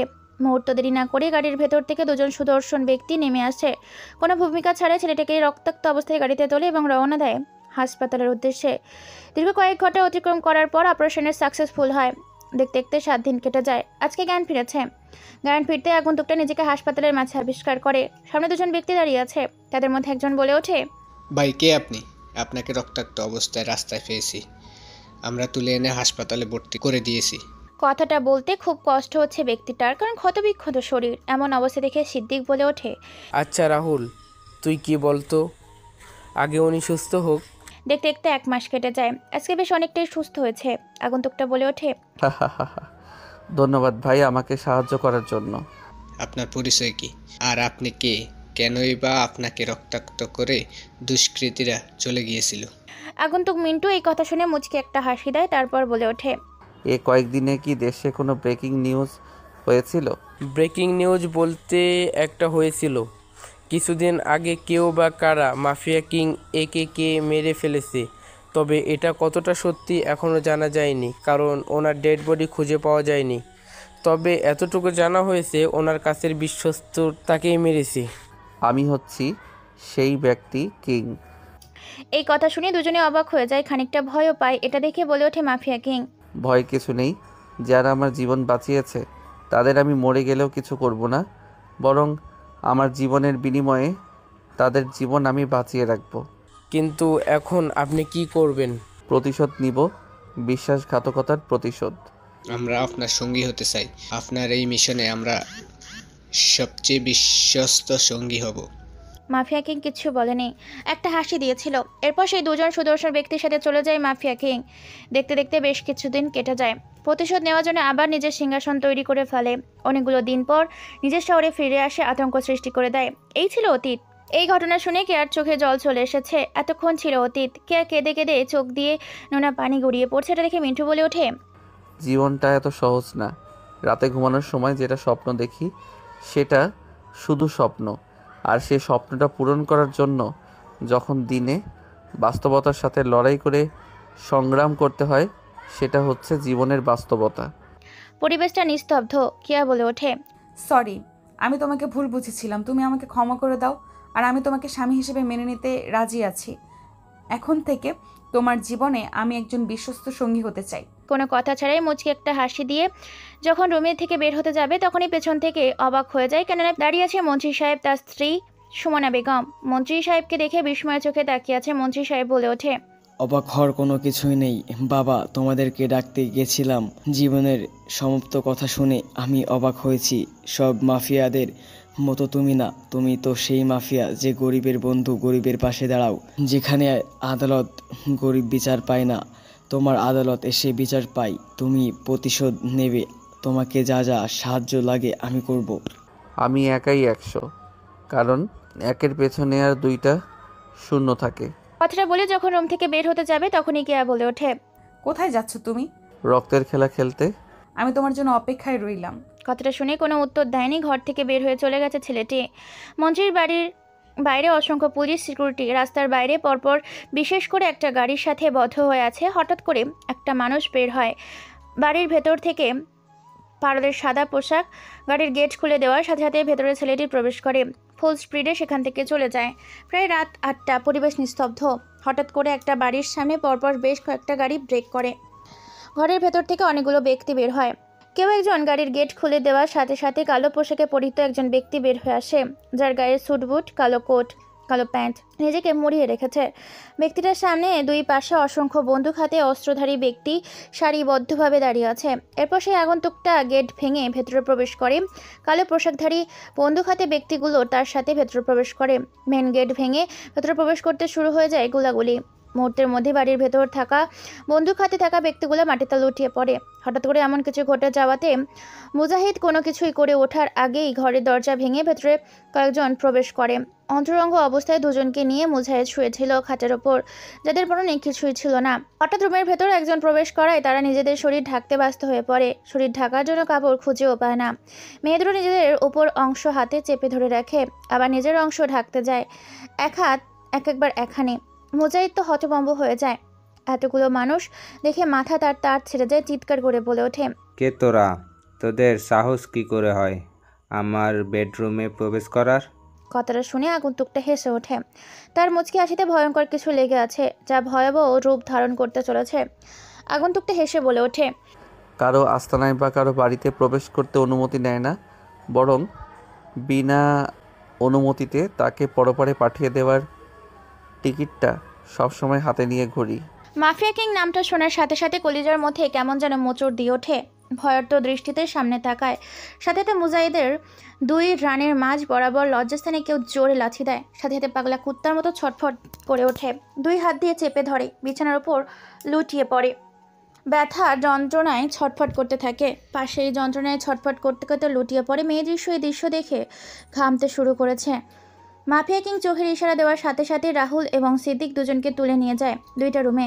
তারপর সেখানে তাদের সাথে কিছু হতে থাকে, যে তারা চিৎকার করতে থাকে। রাহুল আর সিদ্দিক সেই মেয়ে দুটোকে নিয়ে অত্যাচার করতে থাকে পাশের রুমে। মুজাহিদ ভয়ে বলে ওঠে, আমি তোমার কি ক্ষতি করেছি? তুমি কেন আমাকে এখানে এনেছো? আমি তো তোমার সাথে কোনো শত্রুতা করিনি। আগন্তুকটা হেসে বলে ওঠে।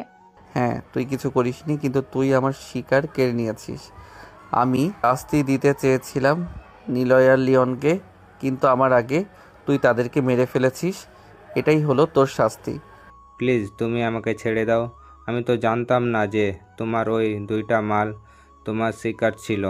আমি ভুল করে ফেলেছি, আমাকে ছেড়ে দাও, আমার ভুল হয়ে গেছে। আগন্তুকটা এই কথা শুনে একটা মুচকি হাসি দেয়, কিন্তু কোনো কথা বলে না। হঠাৎ করে মুজাহিদের দুই রানের মাঝ বরাবর লস্থানে পা দিয়ে চেপে ধরে। পাগলের মতো ছটফট করতে থাকা, চিৎকার করতে থাকা মুজাহিদ এরপর মুখের ভেতর হাত ঝুঁকিয়ে জিহ্বা টেনে বের করে ক্যাচ করে কেটে ফেলে। মুহূর্তের মধ্যেই রক্তে রক্তাক্ত হয়ে যায় ফ্লোর। এরপর দুজন কালো পোশাক পরিহিত মানুষ মুজাহিদের হাত দুটো চেপে ধরে। এরপর দুজন তার দুপাশে চেপে ধরে একজন বোতল খুলে বোতলের ভেতর থাকা রাসায়নিক ঢেলে দেয় দুই রানের মাঝ বরাবর।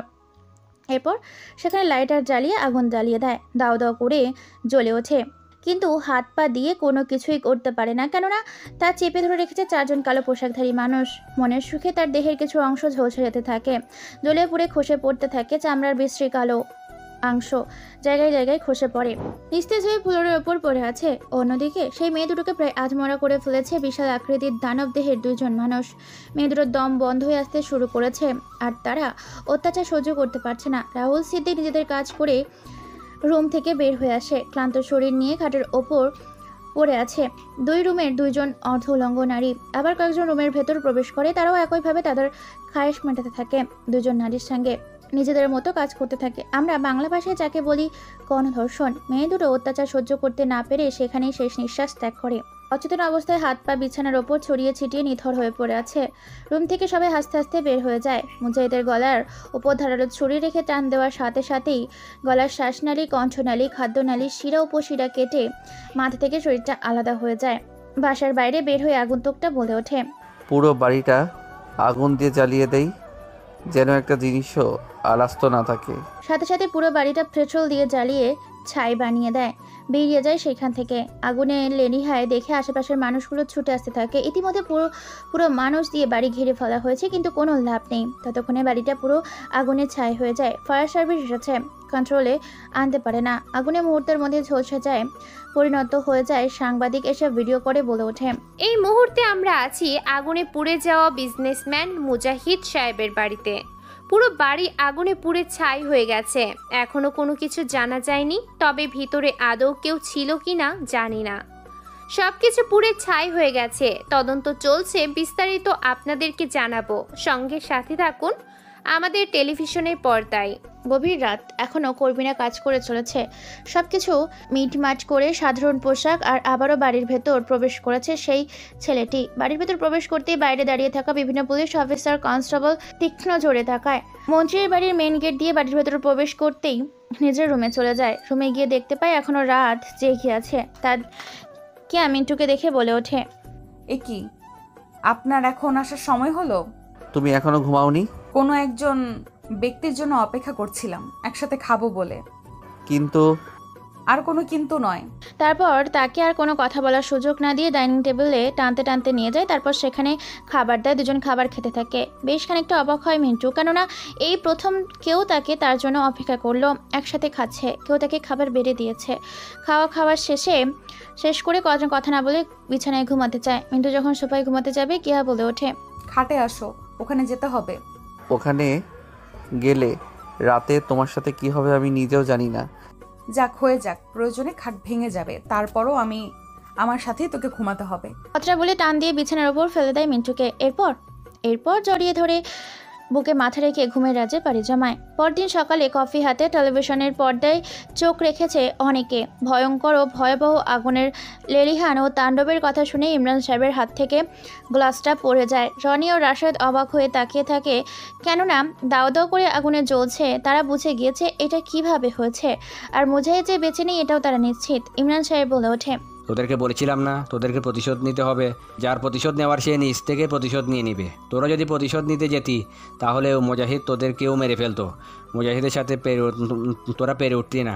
কিন্তু দেখ ওই আগন্তুকটা কি ভয়াবহ নৃশংসভাবে তাকে আগুনে পুড়ে মেরেছে। মিন্টু ভাই পুরোপুরি একটা হিংস্র মানুষ। তার সাথে তুমি ভালো তো সবাই ভালো, তার কাছে খারাপ তো তাহলে পৃথিবীর সবচেয়ে খারাপ আমি আমেরিকা ডনের সাথে কথা বলেছি, ওখানে গিয়ে বিজনেস করতে হবে এবং যা প্রোডাকশন লাগে সে আমাদের ওখানে দেবে, পার্টনারশিপে ব্যবসা হবে। হ্যাঁ ভাই, ঠিক আছে, আপনি তাহলে ওই দেশে যাওয়ার ব্যবস্থা করেন। আমি সব ব্যবস্থা করেছি, কিছুদিনের ভিতর আমরা এই দেশ থেকে উড়াল দেবো ওই দেশে। তারপর তারা আর কোনো কথা না বলে নিজ নিজ দায়িত্বে কাজে চলে যায়। তারা দুজন চলে যায় কলেজে, ইমরান সহ তারা চলে যায় বিভিন্ন ব্যবসার প্রতিষ্ঠানে। আজকেও ঠিক একইভাবে একই গাড়িতে ভার্সিটিতে প্রবেশ করছে কেয়া ও মিন্টু। মিন্টু আগে থেকেই পোশাকের পরিবর্তন এবং আগে থেকেই অনেকটা নিজেকে পরিবর্তন করে ফেলেছে কেয়ার জোড়াজুড়িতে।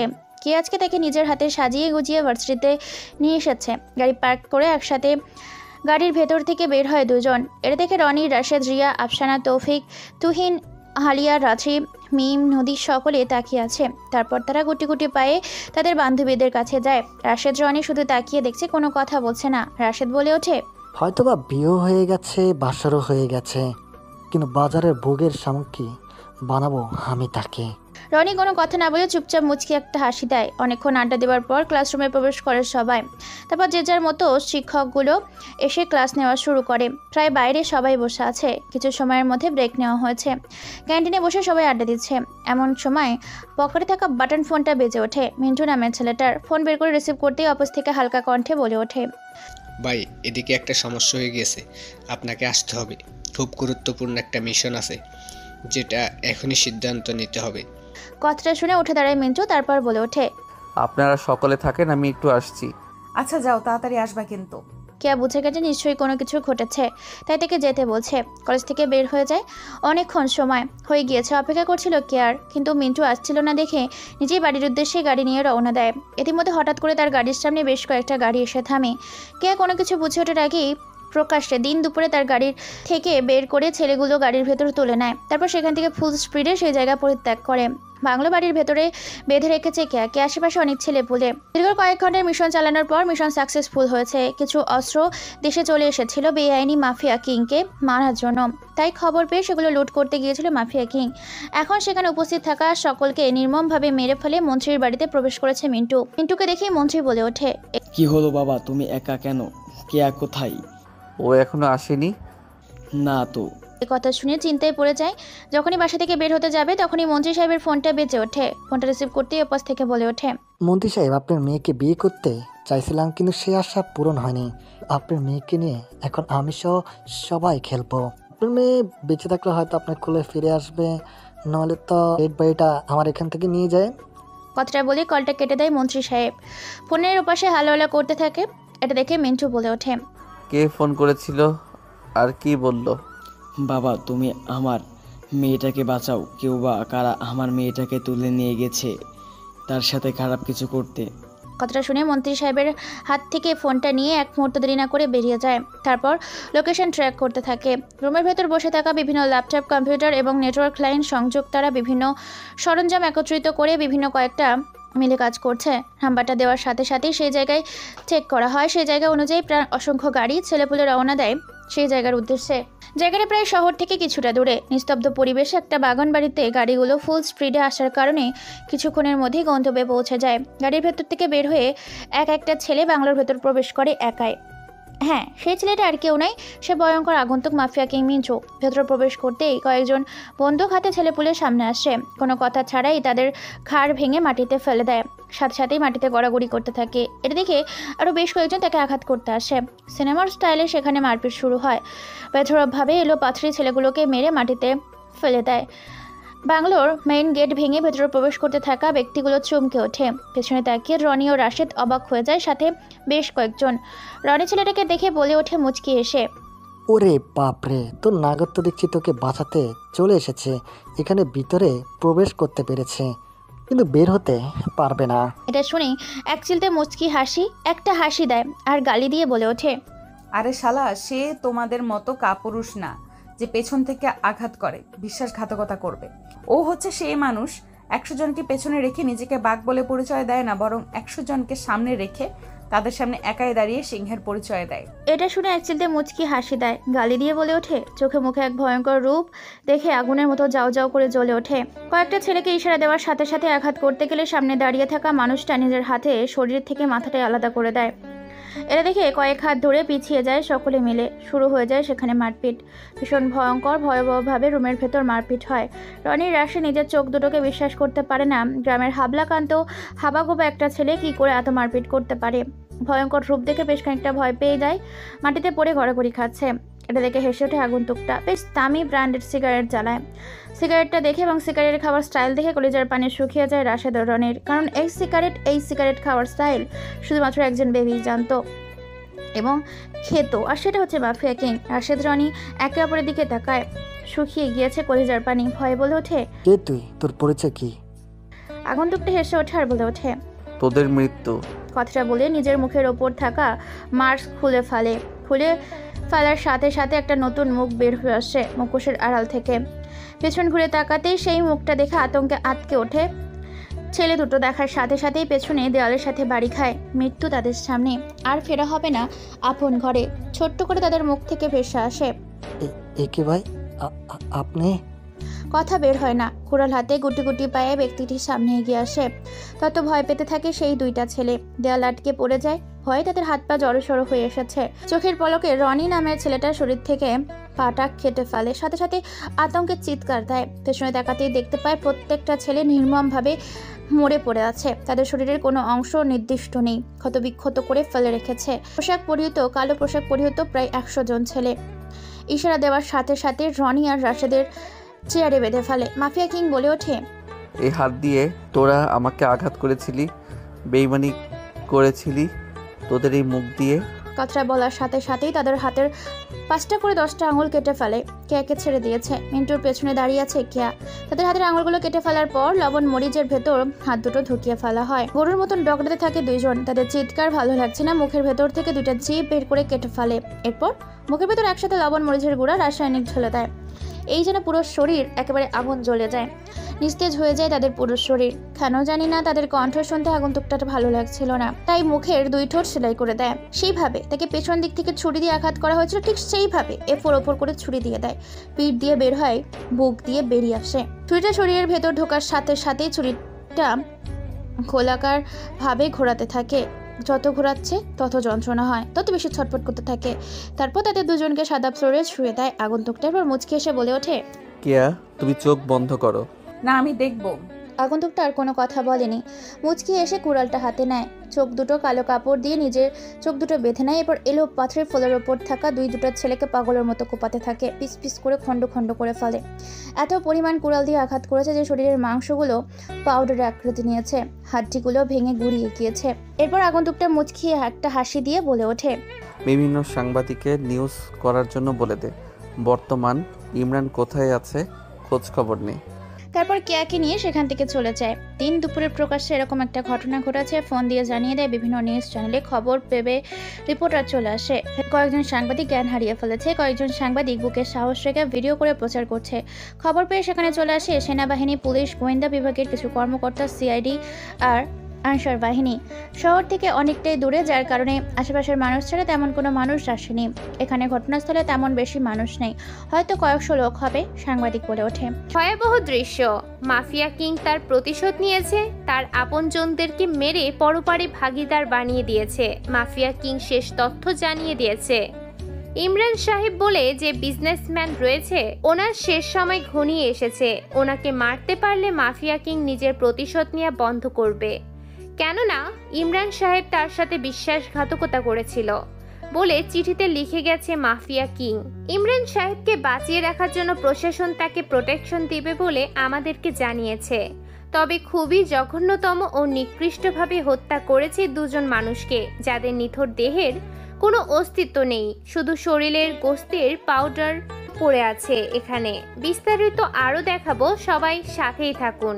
এবার ফায়ার সার্ভিস এনে পুরো জায়গাটা পরিষ্কার করে ফেলা হয়। সেখানে সিল করে দেওয়া হয়, সরকারিভাবে বন্ধ করে দেওয়া হয় বাংলোটা। ইমরান সাহেব এই খবর শুনে আর মুহূর্ত দেরি না করে কয়েক লক্ষ টাকা খরচ করে দেশ থেকে সাথে সাথে উড়াল দেয় আমেরিকার উদ্দেশ্যে। পুলিশ প্রশাসন তাকে খুঁজে বের করতে থাকে, কিন্তু শহরে তার কোনো অস্তিত্ব খুঁজে পাওয়া যায় না।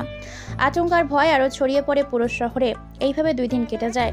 এই 2 দিনে আরও মিন্টু একে অপরকে আরও আগলে নিয়েছে। এই 2 দিনে মিন্টুর বিভিন্ন হসপিটালে, শিক্ষা প্রতিষ্ঠানে, অনাথ আশ্রম, বৃদ্ধা শ্রমিক কেন্দ্র সবকিছু ঘুরে দেখতে থাকে। বিভিন্ন প্রজেক্ট, বিভিন্ন বেকারত্বতে দূর করা বিভিন্ন প্রজেক্টে সবকিছু দেখা করতে থাকে। কেয়া সবকিছু দেখে খুশি হয় আর বলে ওঠে, সত্যি তুমি অসাধারণ, তোমার মতো মানুষ হয় না। মুচকি একটা হাসি দেয় মিন্টু। পকেট থেকে ফোনটা হঠাৎ বেজে ওঠে। ফোনটা রিসিভ করতে ওপাশ থেকে বলে ওঠে, হ্যালো ভাই, আপনি কোথায় আছেন? ইমরান দেশ থেকে পালিয়ে গেছে, বর্তমান আমেরিকায় আছে, আমেরিকার ডনের সাথে।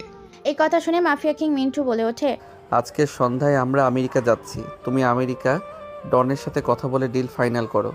আমেরিকার ডন আমার সাথে হাত মিলাবে, বিনিময়ে 100 কোটি টাকা দেব। ওকে ভাই। এরপর কল কেটে দেয়। প্রত্যেকটা প্রজেক্ট ঘোরা শেষে বাড়ি ফিরে যায়। তারপর দেখতে দেখতে সন্ধ্যা হয়ে যায়। সন্ধ্যার আকাশে প্রায় 30টিরও বেশি হেলিকপ্টার উড়াল দিয়েছে আমেরিকার উদ্দেশ্যে। কয়েক ঘন্টা অতিক্রম করে আমেরিকায় একটা রিসর্টে ল্যান্ড করে হেলিকপ্টার। দেখতে দেখতে রাত পেরিয়ে সকাল হয়। আমেরিকার ডন আর ইমরান সাহেব মিলে ঘুরতে বের হয়েছে আমেরিকার শহর। আমেরিকার একটা নিস্তব্ধ নির্জন জায়গায় ইমরান সাহেব আর আমেরিকার ডন কথা বলছে। এমন সময় হঠাৎ করে সেখানে কতগুলো হেলিকপ্টার এসে ল্যান্ড করে। এটা দেখে বেশ খানিকটা অবাক হয় ইমরান সাহেব। ইমরান সাহেব বলে ওঠে, বাপরে, এতগুলো হেলিকপ্টার! হ্যাঁ মিস্টার ইমরান সাহেব, আপনার সাথে দেখা করতে এসেছে। আমার সাথে কিসের জন্য? কেন? আপনার জীবনের অনেক বড় এবং আপনার জীবনের শেষ একটা উপহার দিতে। এই কথা শুনে ইমরান সাহেব বেশ খানিকটা অবাক হয়ে যায়। হেলিকপ্টার থেকে বের হয় একটা মানুষ, যার পরনে দামি পোশাক। মানুষটা হেলিকপ্টার থেকে বের হওয়ার সাথে সাথে বেশ কয়েকজন বন্দুক হাতে প্রোটেকশন দেয়। সিনেমা স্টাইলের মতো আগন্তুকটা সামনে এসে 2 পা বাঁকাভাবে সারিবদ্ধভাবে কালো পোশাক পরিহিত বন্দুকগুলো দাঁড়িয়ে পড়ে। ইমরান সাহেব বেশ খানিকটা ভয় পেয়ে যায়, কারণ এখানে তো আর কোনো রাজত্ব নেই। সে আশ্রিতা হিসাবে এই দেশে আশ্রয় আছে মাফিয়া কিং নামক সেই ভয়াবহ আগন্তুকের হাত থেকে বাঁচার জন্য। মানুষটা তার সামনে এসে দাঁড়ায়, তারপর মুখের ভেতর থেকে মাস্কটা খুলে ফেলে দেয়। ইমরান সাহেব আগন্তুকটাকে দেখে ভয়ে কাচুমাচু হয়ে যায়। কি বলবে, কি করবে বুঝতে পারে না। মৃত্যু তার সামনে দাঁড়িয়ে আছে। ইমরান সাহেব বলে ওঠে, মাফিয়া কিং, তুমি এখানে মাফিয়া ডন। এই মাফিয়া কিংকে এখনোই আমার চোখের সামনে মেরে ফেলেন। এ আমাকে এখানে মারতে এসেছে। এই কথা শুনে হেসে ওঠে মাফিয়া কিং। মাফিয়া কিংকে হাসতে দেখে অবাক হয়ে যায় ইমরান। ইমরান সাহেবকে ভয় পেতে দেখে মাফিয়া ডানের হাত থেকে বন্দুকটা নিয়ে নেয়। বন্দুক তাক করে মাফিয়া কিংয়ের দিকে। যখনই সে গুলি করতে যাবে তখনই কেউ একজন তার পেছনে বন্দুক ঠেকিয়ে রাখে। ভয়ে মিটিমিটি চোখে পিছনে তাকিয়ে দেখতে পায় বন্দুক হাতে দাঁড়িয়ে আছে মাফিয়া ডন। মুচকি একটা হাসি দিয়ে ইমরান সাহেব বলে ওঠে, আরে মাফিয়া ডন, এটা আপনি কি করছেন? আপনার সাথে আমার ডিল হয়েছিল, আর আপনি কি না আমাকে গুলি করেছেন? এই কথা শুনে মুচকি একটা হাসি দেয় মাফিয়া ডন আর বলে ওঠে, সরি মিস্টার ইমরান সাহেব, মাফিয়া কিং আমাকে 100 কোটি টাকা দিয়েছে, তাই বিশ্বাসঘাতকতা করতে বাধ্য হলাম। কথাটা বলার সাথে সাথে গুলি চালিয়ে দেয় পায়ে। গুলি লাগার কারণে মাটিতে পড়ে যায় ইমরান সাহেব। মাফিয়া কিং হেসে ওঠে, একটা বাংলা প্রবাদ শুনেছিস, আকাশে ধুলো উঠতে দে, নিচে তাকে নামতেই হবে, শুধু বাতাসের গতিবেগ কমতে দে। তোর অবস্থা ঠিক সেরকম হয়েছে। তুই পাপ করতে করতে তোর পাপের ঘোড়া পূরণ করে ফেলেছিস, তাই এখন তোকে মরতে হবে। তবে আমি তোকে মারবো না, তোকে মারবে মাফিয়া ডন, কারণ তুই আমাকে আমার বিশ্বস্ত মানুষের হাতে মেরেছিলি। তাই তুই যাকে বিশ্বাস করেছিলি সেই বিশ্বাস ভেঙে এখন সেই মানুষটাই তোকে আঘাত করবে। কথাটা বলে পাগলের মতো হাসতে থাকে। সিগারেট জ্বালিয়ে মনের সুখে টানতে থাকে। মাফিয়া ডন গলার ওপর একটা ধারালো ছুরি রেখে যখনই টান দিতে যাবে তখনই সাই করে একটা গরম বুলেট কপাল ভেদ করে কোনো এক গাছে গিয়ে লেগে যায়। মাফিয়া ডন সেখানে নিস্তেজ হয়ে পরপারে পাড়ি জমায়। গুলি কোথা থেকে এসেছে সেদিকে তাকাতেই দেখতে পায় একটা হেলিকপ্টার থেকে একজন গুলি করেছে। হেলিকপ্টারটা তাদের সামনে ল্যান্ড হয়। হেলিকপ্টারের ভেতর থেকে বেরোয় আসে শহরের সেই মেয়র। মেয়রকে দেখে বেশ খানিকটা অবাক হয় সকলে। মেয়র বলে ওঠে, কিরে, আমাকে দেখে অবাক হচ্ছিস? তোকে মারবো বলে এতদিন বেঁচে ছিলাম, তোকে তো মেরে ফেলেছি, কিন্তু তুই ভাগ্যক্রমে বেঁচে এসেছিস। কিন্তু এবার তোকে মেরে ফেললে তুই আর মৃত্যুর হাত থেকে বেঁচে আসতে পারবি না। কথাটা বলার সাথে সাথেই পেছন থেকে হাত পা বেঁধে কেয়াকে বের করে আনে। কেয়াকে এই অবস্থা দেখেই মাথায় রক্ত উঠে যায় আগন্তুকের। চিৎকার দিয়ে বলে ওঠে, তুই মৃত্যু দেখেছিস, কিন্তু মৃত্যুর যন্ত্রণা কতটা ভয়াবহ এখনো তা দেখিসনি। মেয়র ওটা শুনে মুচকে একটা হাসি দেয় আর বলে ওঠে, ইমো সাহেব আসো, দুজন মিলে আজকে এর ভোগনিনা সঙ্গ করে দেব। ইমরান সাহেব হাসতে হাসতে খুব কষ্ট করে উঠে গিয়ে মেয়রের পাশে দাঁড়ায় আর বলে ওঠে, আমি তো ভেবেছিলাম আমি আজকে শেষ, কিন্তু এখন মনে হচ্ছে নতুন একটা জীবন পাবো। এই কুত্তার বাচ্চাটাকে মেরে ফেলবো, আমার সাথে পাঙ্গা নিয়েছে। ওর চোখের সামনে এই সুন্দরী বুলবুলিটাকে আদর করব। এটা শুনেই মাথায় তার ছিঁড়ে যায় মাফিয়া কিং নামের ভয়ঙ্কর ব্যক্তিটার, আর বলে ওঠে, তোদের হাতে সময় খুব কম, হয় মেরে ফেল আর না হয় মরার জন্য তৈরি হ। কিরে তুই কি করবি? আমি 5 পর্যন্ত গুনব, এই সময়ের ভেতরে আমাকে মেরে ফেল আর না হয় তোরা মরার জন্য তৈরি হ। আরে বেটা, তোর জান পাখি তো আমার হাতে। তোকে মুক্ত আকাশে আমি উড়াতে দিয়েছিলাম, কিন্তু তাকে কন্ট্রোল করার জন্য রশিটা আমি আমার হাতে রেখেছি। আগন্তুকটা কোনো কথা বলে না, ভীষণ রেগে আছে। সময় গোনা শুরু করে। 1 2 3 4 5। একটা একটা করে আকাশের দিকে তাকিয়ে আঙুল তুলতে থাকে। একে একে যখনই 5 পর্যন্ত গোনা হয়ে গেছে, তখন ইমরান সাহেবের পা দুটো নিস্তেজ হয়ে পড়ে যায়। কেননা কোথা থেকে যেন স্পাইপারের বুলেট এসে দুজনের পা দুটোকে ক্ষতবিক্ষত করে ফেলেছে। পায়ের কোনো অংশই নেই, গুলি লাগেনি, সমস্ত জায়গায় গুলি লেগেছে। মাটিতে লুটিয়ে পড়ে দুজনে। কেয়া দৌড়ে গিয়ে জড়িয়ে ধরে মিন্টুকে। কেয়ার মুখে ট্যাপ খুলে দেয়, তারপর তার কপালে চুমু দিয়ে বলে ওঠে, কিছু হয়নি, আমি তো আছি। আমার এই মুহূর্তে রক্ত নিয়ে খেলতে ইচ্ছে করছে না। কি আর করবি, মেরে ফেলতে হবে, ছেড়ে তো দেওয়া যাবে না। যেহেতু মরতে এসেছে সেক্ষেত্রে মেরে ফেল, হাত পা বেঁধে পাহাড় থেকে ফেলে দে। মাফিয়া কিং এর কথা মতো তাদের হাত পা বেঁধে ফেলে মুখে টেপ মেরে দেয়, তারপর 2 হাতের দুজনের রক কেটে দেয়, তারপর 2 পায়ের রক কেটে দেয়, তারপর 2 পায়ের রক কেটে দিয়ে ছটফট করতে থাকে। এরপর তাদের নাকের ভেতর তুলো ঢুকিয়ে দেয়। এরপর তাদেরকে একটা হেলিকপ্টারে নিয়ে নেয়। কয়েক হাজার ফুট ওপরে হেলিকপ্টার উঠে যায়। তারপর একটা পাহাড়ের জায়গা থেকে দুজনকে ফেলে দেয় আর বলে ওঠে মাফিয়া কিং, তোদের ভাগ্য খুব ভালো, সবচেয়ে সহজ মৃত্যু তোদেরকে দিয়েছি। ছটফট করতে করতে কয়েক হাজার ফিট ওপর থেকে পড়তে থাকে ইমরান ও মেয়র। একদিকে দম বন্ধ হয়ে আসে, অন্যদিকে রক্ত শূন্য হয়ে যাচ্ছে, শরীরের হাওয়ায় ভাসতে থাকে। এই নির্মম মৃত্যু মাটিতে পড়ার আগেই আকাশে তাদের ভোগনীলার সঙ্গ হয়ে যায়। দম বন্ধ হয়ে নিথর দেহটা হয়তো কোনো বন জঙ্গলে পড়ে থাকবে। শেয়াল কুকুরে হয়তো তাদের নিথর দেহটা খুবলে খুবলে খাবে। কেউ খুঁজেও পাবে না, কেউ জানতেও পারবে না। হাড়হাড্ডিগুলো পড়ে থাকবে স্মৃতি হিসাবে কোনো এক জায়গায়। মাংসগুলো জন্তু জানোয়ারে খুবলেই খেয়ে ফেলবে।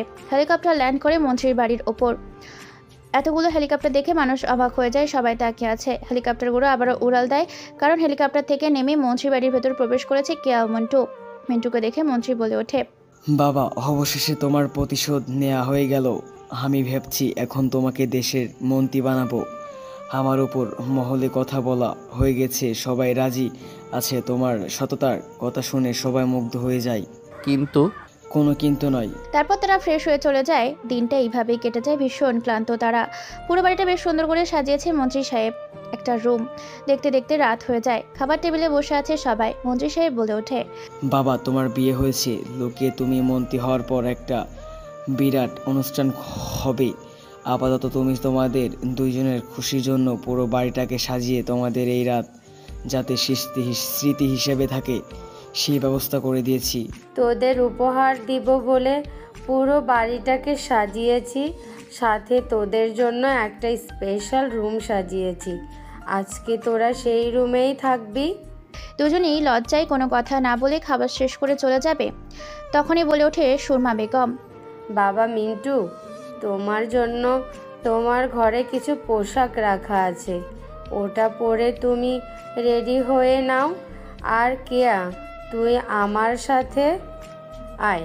তারপর আর কেউ কোনো কথা না বলে যে যার মতো চলে যায়। সুরমা বেগম নিজের মেয়েকে নিজের হাতে সাজিয়ে দেয়, অপরূপ সৌন্দর্যে ভরিয়ে দেয় সারা শরীর। ঘুমের ভেতর ঘুমটা দিয়ে বসে আছে কেয়া। রুমের ভেতর প্রবেশ করতে অবাক হয়ে যায় মিন্টু, কেননা খুব সুন্দর করে সাজিয়েছে রুমটা। দেখে মনে হচ্ছে আজকে নতুন বিয়ে হলো আর আজকেই তাদের প্রথম রাত, তাও আবার বাসর রাত। অনেক সুন্দর করে সাজিয়েছে। গুটি গুটি পায়ে মিন্টু এগিয়ে যায়। যত বেশি এগিয়ে যায় তত বেশি বুকের উথাপাতাল শুরু হয়। মিন্টু কোনো কথা ছাড়াই কেয়ার ঘুমটা সরিয়ে দেয়। এক পলকে এক দৃষ্টিতে তাকিয়ে থাকে, দেখতে থাকে যেন সে জান্নাত থেকে কোনো ফুল তার নিজের ঘরে এসে রোপণ করেছে। আলতো করে কপালে একটা চুমু খায়। এটা দেখে কেয়া বলে ওঠে, শুধু কপালে চুমু খেলেই হবে নাকি বউকে আদরও করতে হবে? হ্যাঁ অবশ্যই, কেন করব না? বউ যদি অনুমতি দেয় তাহলে খেলা হয়ে যাক। জি, আমি কিন্তু কাউকে মানা করিনি বা বাধা দেইনি। যদি তার ইচ্ছা করে তাহলে উনি খেলা শুরু করতে পারেন। তাই কথাটা বলে মিন্টু কেয়াকে খাটে শুয়ে দেয়। তারপর তার শরীরে থাকা গয়নাগুলো একটা একটা করে খুলে পাশে রেখে দেয়। কেয়া মিন্টুর প্রতিটি ছোঁয়ায় কেঁপে ওঠে। ধীরে ধীরে ঠোঁটের মাঝে ঠোঁট মিলিয়ে দেয়। দুজন রেসপন্স করতে থাকে। প্রায় 10 মিনিট পর মিন্টু কেয়াকে ছেড়ে তাই কেয়া হাঁপাতে থাকে। ধীরে ধীরে মিন্টু কেয়ার কানের লতি, গলা, চোখ, গাল, মুখ, ঠোঁট নিজের ছোঁয়া দিতে থাকে, রাঙিয়ে দিতে থাকে কেয়াকে। এরপর ধীরে ধীরে কেয়ার বুকের ওপর থেকে একটানি শাড়ির আঁচলটা ছুঁড়ে ফেলে দেয়। কেয়া চোখ বন্ধ করে ফেলে। অপলক দৃষ্টিতে তাকিয়ে আছে মিন্টু। এরপর কেয়াকে পিছন ফিরিয়ে পিঠের মাঝ বরাবর মিন্টুর একটা আঙুল রাখে। কেয়া তার স্পর্শে কেঁপে ওঠে। মনে হচ্ছে তার শরীরে ভূমিকম্প শুরু হয়েছে। মিন্টু একটু একটু করে স্লাইড করে নিচে নামতে থাকে। ব্লাউজের বুতামটা একটা একটা করে খুলে দেয়। কেয়ার ঠোঁট দুটো কাঁপছে, ভীষণভাবে কাঁপছে। ওই সামনের দিকে ঘুরিয়ে পরনে থাকা পোশাকটা খুলে ফেলে দেয়। বুকের ওপর থাকা সেই কালো তিলটাকে বেশ মাতাল করছে মিন্টুকে। পাগলের মতো সেখানে চুমন করতে থাকে। এরপর পেট, নাভি 2 হাত দিয়ে পুরো স্লাইড করতে থাকে। কেয়া বরাবরের মতো কেঁপে ওঠে। নিজের 2 হাত দিয়ে খামচে ধরেছে মিন্টুর মাথার চুল। ধীরে ধীরে মিন্টু নিচে নামতে থাকে। কেয়ার পুরো শরীর মিন্টু নিজের ছোঁয়া দিতে থাকে, রাঙিয়ে দিতে থাকে কেয়াকে। তার প্রত্যেকটা ছোঁয়ায় বেশ তৃপ্তি অনুভব করছে।